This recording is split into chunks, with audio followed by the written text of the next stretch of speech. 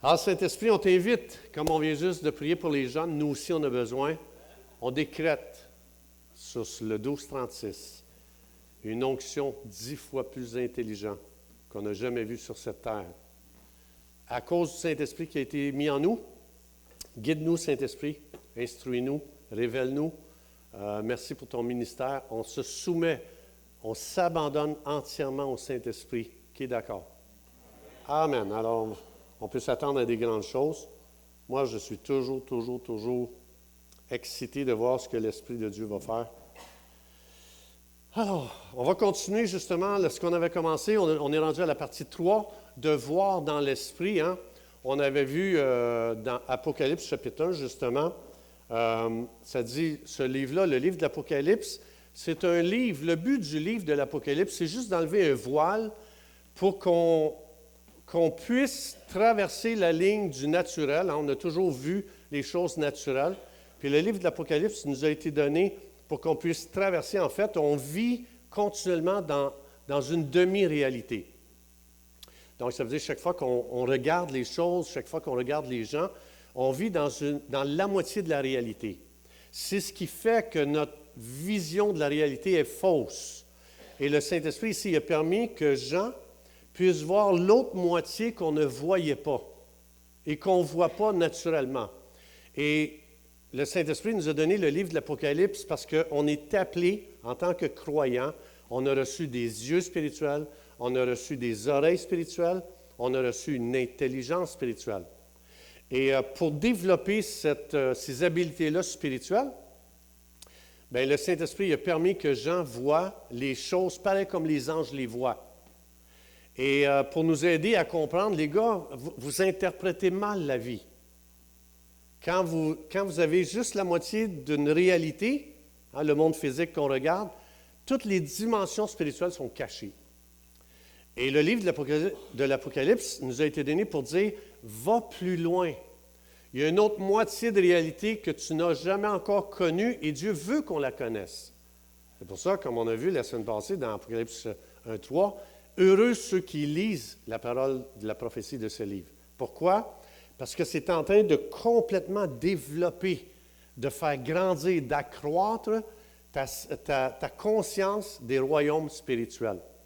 Ce que ça veut dire, c'est que tant que je ne vois pas les choses comme Dieu les voit, ou comme le ciel les voit, ou comme les anges les voient, j'ai une vision déformée des choses. Ça veut dire que tout ce que je dis aux gens qui, pour moi, semble la réalité, est fausse. Et donc, aujourd'hui, on va continuer à aller un petit peu plus loin. On va regarder encore l'autre moitié de réalité qui n'était pas vue, même à Jean, l'apôtre Jean. Lui, ça a été un choc parce que quand, ça dit que c'est la révélation de Jésus-Christ, apocalypto, ça veut dire dévoiler, démasquer, enlever le voile. Ça veut dire, Jean, pendant 3 ans et demi, tu as vu Jésus, il y avait un voile devant tes yeux et prépare-toi parce qu'aujourd'hui, on va enlever le voile et tu vas subir un choc que tu n'aurais jamais pensé subir. Et il en est tombé sur sa face comme mort. La raison, c'est que jamais qu'il aurait pensé, Jean, « Hey, j'ai vécu 3 ans et demi avec ce gars-là, je le connais. » Non, tu ne le connais pas. Tu ne connais pas Jésus. Aujourd'hui, tu vas faire la connaissance de celui avec qui tu as marché pendant 3 ans et demi et que tu as vécu dans seulement la moitié d'une réalité et toutes ces choses étaient voilées et aujourd'hui, c'est le jour du dévoilement. Alors, il enlève le voile et ici, c'est ce que ça veut dire pour que ce qui n'était pas vu devienne visible.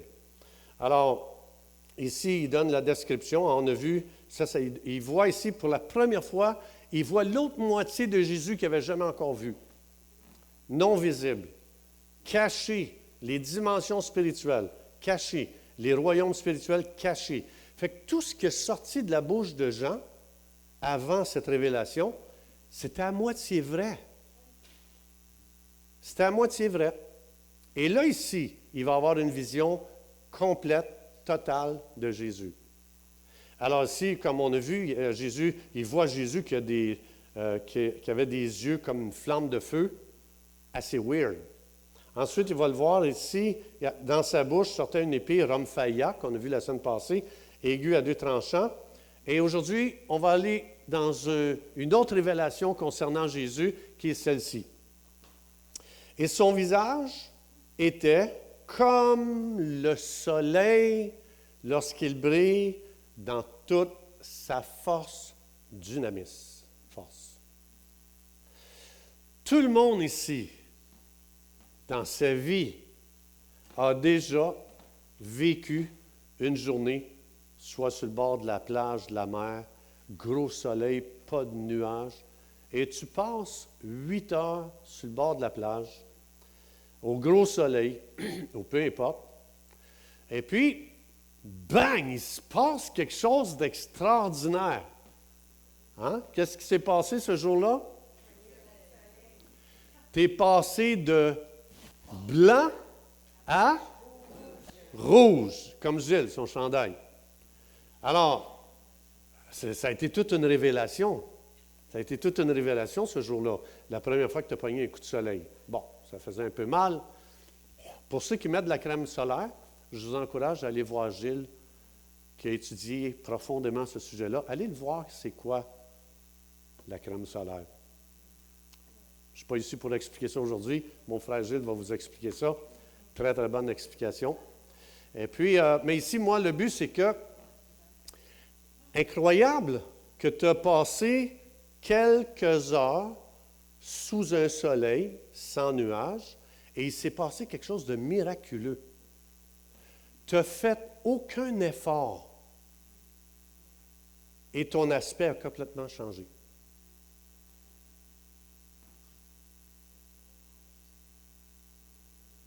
Tu n'as fait aucun effort. Et l'aspect de ta personne a été complètement changé.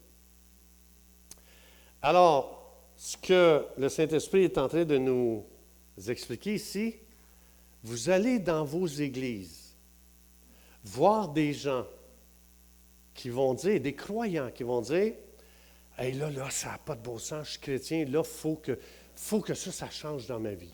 Je suis un chrétien, moi, là. Et puis, il faut que je travaille sur moi. Il faut que je travaille sur ma personne. Parce que ça, ce n'est pas correct en tant que croyant. Ça, cette chose-là, à partir de maintenant, il faut que je travaille sur ma patience. Il faut que je travaille sur mon humilité. Fausse route. Fausse activité. Une activité impossible à accomplir. Ici, le Saint-Esprit montre l'effet d'un apocalypto. Il est en train d'expliquer ici quelque chose d'extraordinaire dans ce qu'on voit ici. Donc, il est en train de dire, si tu veux changer, tu es en train de te donner à une tâche impossible. Ça va t'épuiser. Tu vas même en arriver à te dire que, coudon, je suis sauvé, moi, avec toutes ces choses-là que j'aime pas de moi, qui n'est pas chrétien, et puis j'essaye, je fais des efforts, et j'y arrive pas. Alors, ce que ici, le Saint-Esprit est en train d'expliquer, de révéler à Jean, l'autre moitié que les gens ne voient pas, c'est qu'est-ce qui manque à un croyant pour être transformé.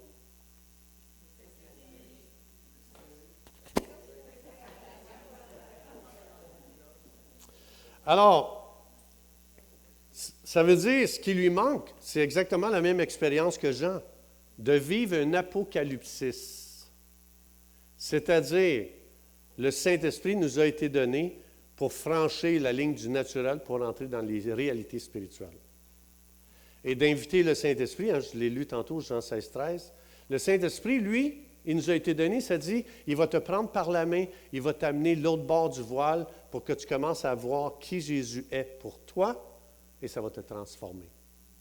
Sans effort. Pareil comme le premier jour, tu as été exposé 8 heures au soleil, tu as été changé comme ça, sans effort, même au point où tu dis, hey, tabarouette, ça me brûle. Puis là, la nuit, tu t'aperçois que tu as changé. Il y a eu un changement en toi. Alors, regardez bien ici. Son visage, à Jésus, était comme le soleil qui brille dans toute sa force. J'ai une question. Qu'est-ce qui arrive quand je suis dehors et je regarde le soleil briller dans toute sa force, qu'est-ce qui arrive? Tu es aveuglé. C'est la même chose avec Jésus. Quand tu as une révélation de Jésus, quand tu commences à entrer dans les dimensions spirituelles et que tu vois dans l'esprit qui Jésus est, tu deviens aveuglé sur tous tes défauts. Tu deviens aveuglé sur tous tes manquements. Tu deviens aveuglé sur toutes les choses que tu n'aimes pas de toi et que tu es déçu de toi. La raison pourquoi un chrétien est déçu de lui, c'est qu'il n'y a pas d'apocalypto dans sa vie. Il faut juste que tu le demandes. Le Saint-Esprit, sa job, c'est de t'amener dans les dimensions spirituelles et de voir dans l'esprit. Alors, c'est ce que ça veut dire ici. Tu es complètement aveuglé. Tout ce que tu n'aimes pas de toi, tout ce qui te déçoit, ici, il est en train d'expliquer, tu ne peux pas fixer Jésus sans être aveuglé. Il brille dans toute sa force. Ça, c'est Jésus. Et je te promets que tu vas être aveuglé sur tout ce que tu n'aimes pas de toi. Faute de vision des dimensions spirituelles, Satan, s'il voit que tu n'as aucune révélation de Jésus, il va t'amener à tourner tes yeux vers toi et t'examiner et de commencer à te scruter toi-même, et tu vas être le chrétien le plus découragé qu'il n'y a pas sur terre. La délivrance n'est pas en t'examinant toi. La délivrance vient, ou la transformation d'un croyant vient en focalisant sur Jésus et de rentrer dans les dimensions spirituelles que le Saint-Esprit, il n'y a que lui qui connaît ces chemins-là, et de rentrer là et que tu deviennes aveuglé par la gloire de Jésus. Et le mot ici, quand ça dit que, quand Jean l'a vu, il a vu le visage de Jésus briller comme un soleil dans toute sa force. Et le mot force ici, c'est dynamis. Ça veut dire la puissance qui change tout ce qu'elle touche. Je répète. Il est en train de dire, Jésus, c'est la puissance qui change tout ce qu'elle touche. Si demain matin, je dynamite ma maison, qu'est-ce qui arrive? Il arrive quoi? Est-ce que ma maison peut rester la même qu'avant avoir été dynamitée? Non, hein? C'est ça que ça veut dire, dynamisme. Alors, ce que ça veut dire ici, c'est quand dynamite est à l'œuvre, l'ancien n'est plus reconnaissable. Hein? Je dynamite ma maison demain. Tu es venu chez moi la semaine passée, tu reviens le jour après que j'ai dynamité. C'est plus reconnaissable. Quand Jésus, dans toute sa gloire, le Saint-Esprit t'amène à avoir une vision de Jésus, tu vas devenir non reconnaissable. Puis tu n'as pas fait d'effort, là. Tu n'as pas fait d'effort. Tu es rentré dans une vision du monde de l'esprit et c'est pour ça que la raison pourquoi tu vas rencontrer des chrétiens, des gens qui se disent chrétiens et qui ne sont pas transformés, la seule raison, c'est qu'ils vivent un christianisme dans une demi-réalité. Ils n'ont pas encore switché dans l'autre réalité. C'est ce qui fait qu'un chrétien ne change pas. C'est ce qui fait que tu vas rencontrer des gens qui vont dire « Je suis chrétien depuis 20 ans » et tu n'auras jamais vu rien de changer dans leur vie. La raison, un christianisme naturel. Je pense que Suzanne a relâché quelque chose. Elle est bonne. Elle est bonne. Il faut que je le dise pour les gens qui ne l'ont pas entendu. Suzanne a dit, c'est parce qu'ils mettent de la crème solaire. Elle est bonne, Suzanne. Elle est vraiment bonne. J'aime ça. Alors, donc, ce que ça veut dire? Ça veut dire que toute la puissance de transformation n'est pas en moi. La puissance de transformation pour une personne vient qu'elle Elle rentre dans les dimensions spirituelles par le Saint-Esprit, hein, Jean 16,13, c'est lui qui doit te guider là. Quand tu invites le Saint-Esprit, tu dis, Saint-Esprit, amène-moi dans les dimensions spirituelles pour connaître Jésus dans cette dimension-là comme ici. C'est impossible que ta vie ne soit pas changée. Impossible. C'est une impossibilité. Et c'est pour ça que ce qu'on fait présentement, on est en train de rentrer dans des dimensions spirituelles pour voir de l'autre côté. Et là, il se passe quelque chose. Pas avant. Jean, avant, il a vu Jésus pendant 3 ans et demi. Il n'est jamais tombé sur sa face. Ici, regardez, là, si je m'en vais, là, quand je l'ai vu, je tombé à ses pieds comme mort. Pourtant, il l'a vu pendant 3 ans et demi. Il n'est jamais tombé à ses pieds comme mort. Parce qu'il vit dans une demi-réalité qui est fausse. C'est une fausse réalité. Là, pour la première fois, il y a l'image complète. Il y a une vision complète. Parce que la moitié de la réalité, quand il était avec lui pendant 3 ans et demi, plus la moitié ici, dans l'Apocalypse, il met ça ensemble, bang, sur sa face, il tombe comme mort, le gars. Plus capable de... Le gars, là... Non, ma femme a dit, dis pas plus. Alors, je ne le dirai plus, promis. Plus. Il n'est plus capable de tenir devant l'autre moitié de révélation concernant Jésus. Le gars, il a craqué. Et c'est pour ça, ce qui crée, ce qui fabrique un christianisme faible dans l'Église, c'est de fonctionner dans un christianisme naturel. C'est un demi-christianisme. Puis après ça, si je ne comprends pas ça, les prédicateurs vont être en avant. Changez ça, vous vous dites chrétien, vous devez arrêter ça dans votre vie. Un chrétien ne doit pas faire ça. Puis lui, il met de la pression, mais il n'y a toujours pas de révélation. Et on utilise la pression pour changer les gens. Mauvaise technique, mauvais message. Le message, il est ici. C'est que la seule chose, en tant que leader, prie pour un apocalypto sur l'Église. Parce que si une Église entre dans une dimension de l'Esprit, nous autres, on pense que c'est juste prophétiser, parler en langue, je ne sais pas moi, avoir des paroles de connaissance. Oui, ça, c'est des choses dans le monde de l'Esprit, mais il y a aussi des yeux spirituels pour voir dans l'Esprit. Ça aussi, ça fait partie du monde de l'Esprit. Et parce que moi, je connais des gens qui guérissent les malades. Je connais des gens qui prophétisent comme je n'ai jamais vu, qui ont des paroles de connaissance, et ces gens-là n'ont aucune transformation dans leur vie. Ça ne les a pas transformés. La raison, de voir dans l'esprit. C'est pour ça qu'il y a des gens, même tu vas rencontrer des gens, ils vont dire, « Ben moi là, j'ai un caractère de crochon. Puis si les gens ne m'acceptent pas comme je suis là, ben c'est leur problème. »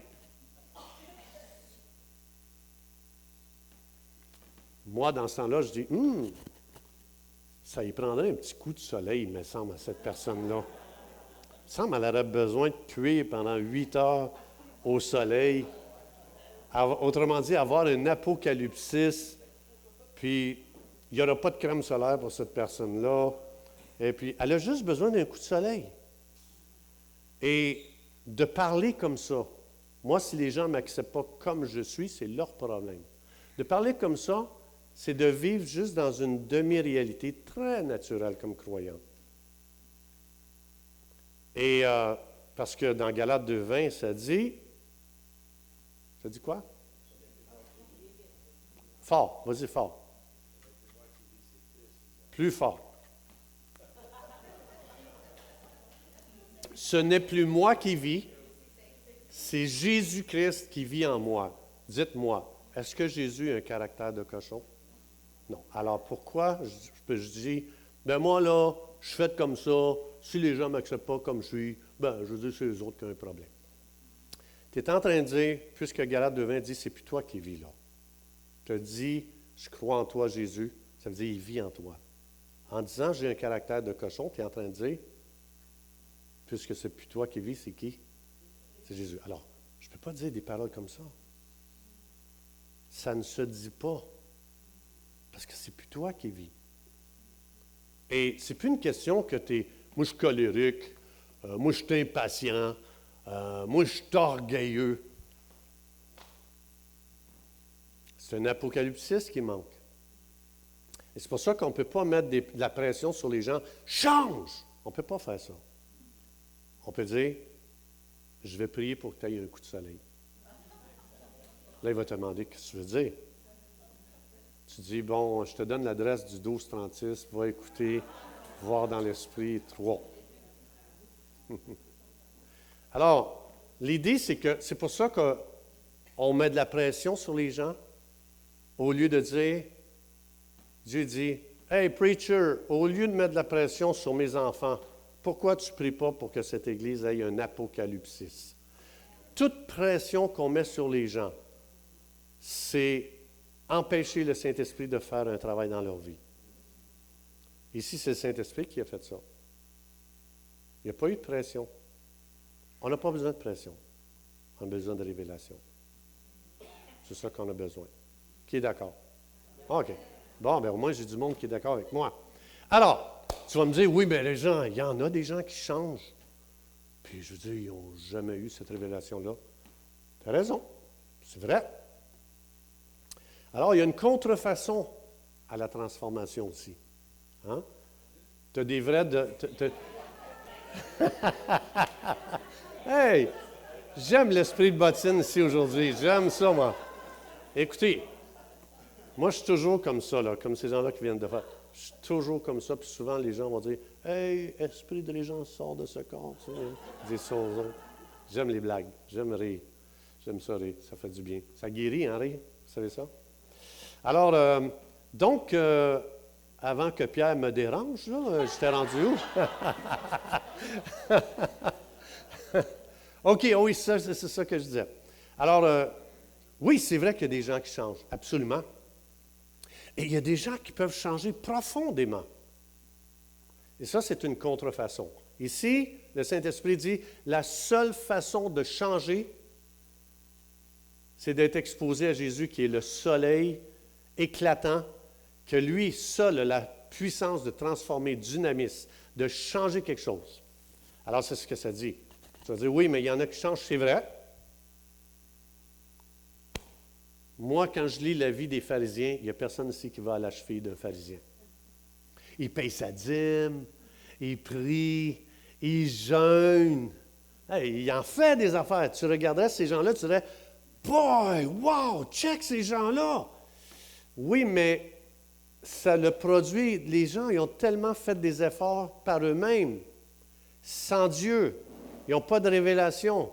Ils ont changé, ils ont dit, il faut changer notre vie, il faut jeûner, il faut prier, il faut faire le monde, il faut faire du bien, il faut aider les pauvres, on va aller, puis oui, peut-être tu en fais beaucoup plus qu'un chrétien. Selon la vue, je pourrais dire, hey, ça là, c'est un chrétien 5 étoiles. Changer sans Jésus, ça fait de toi un religieux. Tu as tellement fait d'efforts que maintenant, après ça, tu vas devoir mettre une pression sur les autres qui ne font pas comme toi. Et c'est pour ça que quand tu étudies la vie d'un pharisien, il était très, très, très dur envers les pécheurs. Alors, on l'a vu dans Jean 8, quand la femme adultère a été prise, qui l'a amenée devant Jésus pour la lapider? Des gens qui étaient changés et qui paraissaient très, très, très, très bien. Mieux que vous et moi. Et c'est pour ça que ça ne veut rien dire. Ça, c'est une contrefaçon à Jésus qui est le seul soleil avec la puissance dynamiste pour transformer quelqu'un. Et c'est pour ça que des fois, mon épouse, une fois, il y a quelqu'un qui rentre ici, juste un petit témoignage. Il y a quelqu'un qui rentre, une femme qui rentre ici et qui a dit, je suis très, très mal de venir ici. J'en parle, elle n'est pas ici aujourd'hui, là. Fait que, je ne cherchais pas à savoir qui ce que c'est. Son nom, c'est Thérèse. Fait que, mon épouse, vous avez vu, mon épouse, elle fait un très, très bon travail à l'accueil. Es-tu bonne à l'accueil, mon épouse? Hein? Oui, vraiment. Puis, il y a une femme qui arrive, puis elle dit à Thérèse, elle dit, je me sens mal de venir dans une église, je suis alcoolique. Puis pour une chrétienne, et Thérèse a dit à cette femme-là, elle dit, regarde, tu vas arrêter de dire, premièrement, tu es une alcoolique. Parce que tu n'es pas une alcoolique. Bon, ça se peut que tu aimes prendre un petit verre de vin pour du social, là. Tu vas t'asseoir ici, et elle dit, et tu vas arrêter de penser que tu es une alcoolique, tu ne donneras plus aucune pensée que tu es une alcoolique. Puis tu vas juste t'asseoir ici, et dans le temps, j'enseignais tous les jours de la semaine ici à l'église. Tous les soirs, j'enseignais. Fait qu'elle dit, tu vas t'asseoir là, puis tu vas t'exposer à la parole de Dieu, et c'est elle qui va te transformer. Et cette femme-là, elle s'est assise, elle a suivi le conseil de Thérèse. Moi, je vous dis, si elle vous donne un conseil, suivez-le. J'ai appris ça, je l'ai appris. Alors, cette femme-là s'assoit, elle écoute la parole, elle écoute, et elle a été tellement absorbée par la révélation, elle a tellement été saisie qu'un jour, elle dit, je viens de m'apercevoir que ça fait longtemps que je n'ai pas bu. Elle n'a pas essayé de changer. Elle s'est exposée à Apocalypto. Et sa vie a été complètement changée. Et cette femme a donné sa vie au ministère après. Alors, ce qui est merveilleux là-dedans, c'est que quand ta vie est changée et tu n'as fait aucun effort, à qui va la gloire? Si tu as travaillé fort là, dans ta vie, tu t'en as arraché, puis il y a eu un petit changement, à qui va la gloire? Qui doit être glorifié? Et c'est pour ça que c'est épouvantable comment les gens se brûlent à essayer de changer quand ici ça dit, as-tu déjà expérimenté le dynamisme qui s'émane de Jésus? Cette puissance que tout ce qu'elle touche, tu ne peux plus reconnaître rien après qui a été touché par cette puissance dynamisme. C'est ça la parole de Dieu. Et c'est pour ça que c'est ce qui fait que tu deviens amoureux du ministère du Saint-Esprit et de la parole de Dieu. Et je vais juste terminer avec ça ici. Donc, juste dire, la contrefaçon de vouloir être une bonne personne sans Jésus va faire de toi un pharisien. Dégueulasse. Touche pas à ça. Alors, je vais juste terminer avec ceci, un verset qui est extraordinaire. Et je ne sais pas jusqu'où je vais pouvoir aller aujourd'hui parce que l'heure avance. Mais ici, regardez dans 2 Corinthiens 3,16, le contexte, c'est Moïse, il est allé sur la montagne, tu sais, quand il est allé pendant 40 jours voir Dieu sur la montagne. Et donc, pendant 40 jours, Moïse a vécu un apocalypsis. Il a vu que Dieu pendant 40 jours. Et il descend de la montagne. Et ça dit que le visage de Moïse était brillant comme le soleil. Il ne savait même pas. Moïse n'avait aucune idée de ce qui s'était passé. Et c'est le peuple qui a dit, « Hey, qu'est-ce qui se passe avec ton visage? » Et puis Moïse, il dit, « Quoi? C'est la lumière qui sort de là, c'est incroyable. » Et là, ça dit que Moïse est obligé de mettre un voile, pour cacher la gloire. Alors là, ici, le contexte de 2 Corinthiens 3, c'est exactement ça de quoi ça parle. Et là, il va passer de Moïse à toi et moi. Il va dire, lorsque les cœurs se convertissent, conversion, ça veut dire faire demi-tour.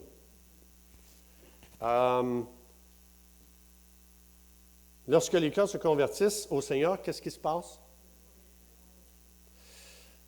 Ça veut dire quoi dans Apocalypse? Enlever le voile. Si tu as vraiment eu une conversion, dans le monde de l'esprit, il y a un voile qui a été enlevé de devant tes yeux. Et maintenant, tu as accès à tout ce qui appartient au domaine spirituel, aux dimensions spirituelles. Tu as accès à ça. Tout croyant. Tu n'as pas besoin d'être un prophète, tu n'as pas besoin d'être une personne, là, une star du monde évangélique. Tu t'es converti, tu as reçu Jésus comme sauveur et Seigneur. Dans le monde de l'esprit, le voile a été enlevé. Qu'est-ce que ça veut dire? Ça veut dire que maintenant, Apocalypse est disponible pour tous les croyants. Alors, le voile est ôté. Or, le Seigneur, c'est l'Esprit. Et là où est l'Esprit du Seigneur, là est la liberté. Nous tous, là, il va dire qu'est-ce que tu dois faire, par exemple. Quand le voile est enlevé maintenant, tu as accès à ce qu'on appelle une contemplation. Hein? Nous tous, dont le visage découvert, contemplons comme dans un miroir la gloire du Seigneur. Qu'est-ce qui va arriver? Tu es métamorpho, transformé. Métamorpho, ça veut dire tu n'es plus reconnaissable. Hein? Un papillon, la meilleure image, c'est un papillon qui vit une métamorphose, hein, quand il passe de chenille à papillon. Y a-t-il quelque chose qui se ressemble? Non. Quand tu commences à contempler, pas tes problèmes, pas tes défauts, pas tes manquements, pas ce que tu n'aimes pas de toi, là. Hein, ça veut dire, il dit ici, quand tu contemples, tu es pareil comme dans un miroir. Ça veut dire, quand tu regardes le miroir, autrement dit, tu es toujours en train de contempler quelque chose. Tu pourrais, dans ce miroir, te voir toi, voir tes défauts, voir tes manquements, voir ce que tu n'aimes pas de toi. Mais ici, lui, il propose que dans le miroir, ce soit Jésus que tu vois. Parce que si tu vois Jésus, il dit ici, tu vas subir une métamorphose. Tu ne seras plus reconnaissable. Alors, il dit, nous sommes transformés en la même image. Hein? Tu commences à ressembler de plus en plus à Jésus. Tu n'as rien fait, tu as juste contemplé. Tu n'as pas fait d'effort, tu n'as pas dit, là, il faut que je rentre dans un programme, il faut que ça change dans ma vie, il faut que j'arrête de faire ça, il faut que je commence à faire ça. Non! Tu contemples. Contempler. Tu es là, tu regardes dans le miroir, tu dis, Saint-Esprit, montre-moi Jésus. Montre-moi que Jésus. Et à force de le voir lui, tu commences à y ressembler. C'est ce qu'il dit ici. Et il dit, si tu fais ça, parce que jamais le Saint-Esprit va te parler de tes manquements, tes défauts, ce que tu n'aimes pas de toi. Le Saint-Esprit n'est pas dans ce ministère-là. Le Saint-Esprit, il veut élever Jésus, il veut glorifier Jésus. Alors, tu vas être transformé en la même image de gloire en gloire, comme par l'Esprit du Seigneur. Il est en train de dire, si tu fais juste contempler Jésus, ça va t'amener à un niveau de gloire. Tu continues à contempler, tu vas aller à un autre niveau de gloire. Tu continues à contempler, tu vas aller à un autre niveau de gloire. Autrement dit, attache ta tuque parce que tu n'as pas fini de subir des changements dans ta vie. Pourtant, tu ne fais pas d'effort. Tu contemples. Mais le voile est enlevé et on est appelé à voir dans l'esprit, de voir Jésus dans l'esprit. Ici, si je contemple Jésus, comme là, c'est ce qu'on fait. On s'arrête, puis on commence à contempler Jésus qui est comme le soleil qui brille dans toute sa force dynamisme. Là, je suis en train de contempler. Je suis plus en train de voir un petit Jésus aux cheveux bruns, les yeux verts, la barbe longue et une tunique. Je suis en train de contempler quelque chose de complètement différent. C'est-à-dire, je suis en train de contempler dans l'autre moitié de réalité. Et cette moitié de réalité m'amène dans la liberté. Là, ce qui est l'Esprit du Seigneur, c'est la liberté. Autrement dit, plus que je le contemple, plus que je suis libéré de moi-même. Plus que je suis changé, plus que je suis transformé. Donc, on n'a pas besoin d'un message avec de la pression pour dire qu'il faut changer. Ce n'est pas la parole de Dieu, ces choses-là. Et je trouve ça très triste qu'on entende ce genre de message dans les églises, qui n'est pas un message qui vient de Dieu. Le Saint-Esprit veut nous amener dans la vraie transformation qui ne se fait pas avec des efforts, qui se fait en contemplant la bonne chose. Parce que, comme je disais tantôt, cette lumière éclatante, ça dit Jésus, il brille dans toute sa force, comme le soleil, il brille dans toute sa force. Ça va t'aveugler, tu vas devenir aveugle sur toi. Tu vas le voir juste lui. Et voilà ce qu'on appelle un apocalypsis. Et voilà les effets d'un apocalypsis. Et ce qu'on a le plus besoin, vous et moi, c'est d'inviter le Saint-Esprit. De dire, Saint-Esprit, je suis excité de voir qu'est-ce que tu vas me révéler sur Jésus. Et c'est pour ça, Apocalypse. C'est le Saint-Esprit savait qu'on a tellement vécu dans une demi-réalité qui nous a fait souffrir. Moi, j'ai vu des croyants tourmentés. Mais tourmentés, mais pas à peu près, tourmentés au point de faire des dépressions et au point même de se suicider. La raison, c'est que Satan il a dit, si je peux lui cacher qui est Jésus, cette personne va se voir juste elle-même. Elle va voir juste ses défauts, ce qu'elle n'aime pas d'elle-même.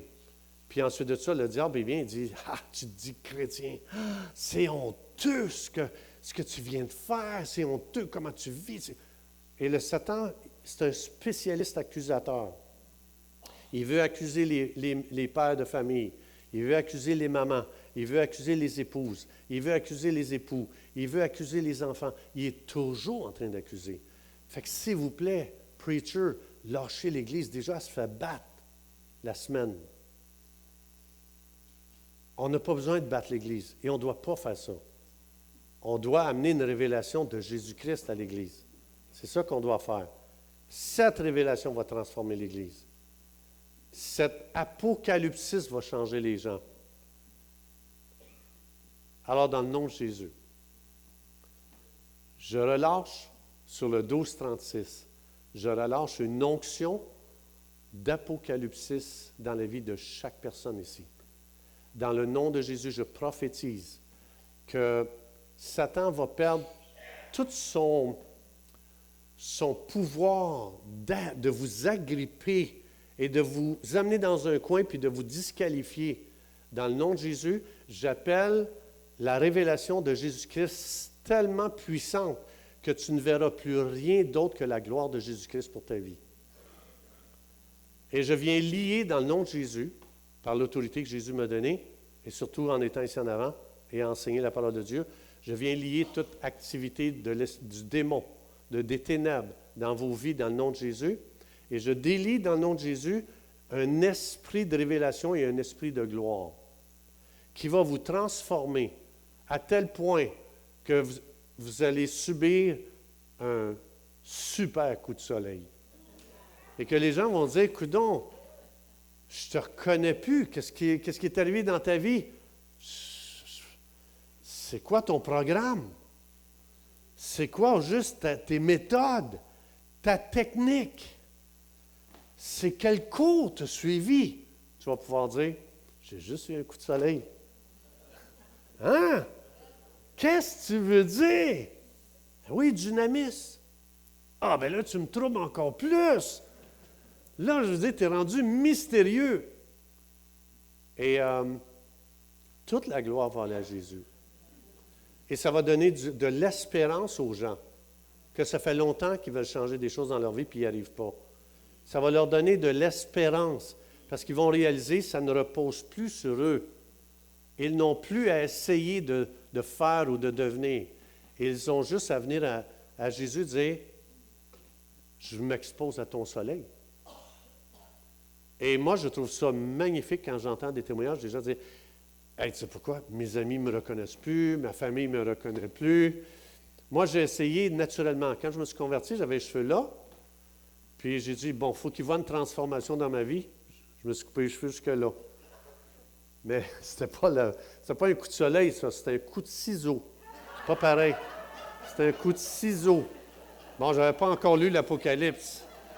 C'était un coup de ciseau. Puis là, personne ne me disait que j'avais changé.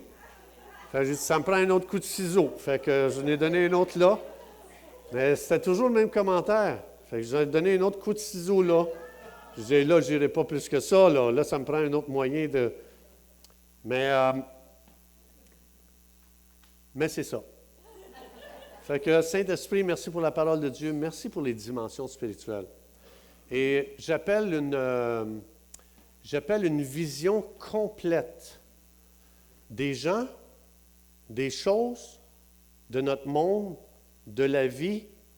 Dans le nom de Jésus, c'est ce que je relâche sur chaque personne ici. Au nom de Jésus. Amen. Soyez bénis. Bonne semaine. Que Dieu vous bénisse abondamment.